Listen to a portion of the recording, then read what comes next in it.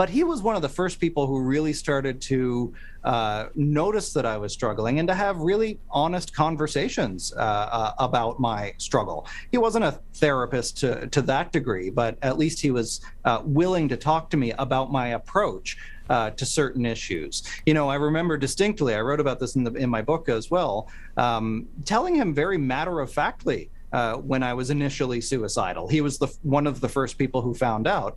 And I didn't think there was anything wrong with it. I thought it was normal, or so-called normal, as the case may be, because it's just the way that I had so gradually grown up learning how to think. And he made clear to me, Mark, not everybody thinks about killing themselves when they fail a test or when they're struggling with something. That's a pretty extreme reaction to what I came to think of as trivial triggers, when they're really not all that trivial for me because my threshold was so low. Yes. So, he was the first person that gave me that kind of insight.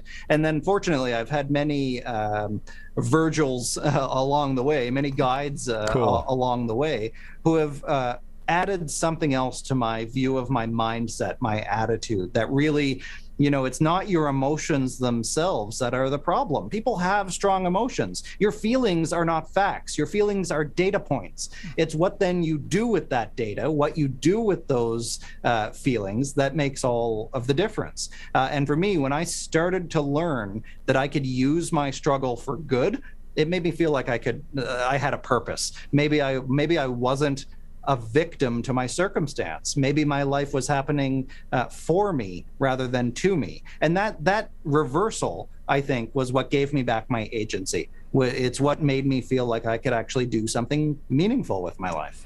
Yeah, I always, when I speak and all that, one of my favorite slides is, are you living in your circumstances or in your vision? And boy, living in your circumstances can be a rough way, but when you have no vision, what else are you going to see?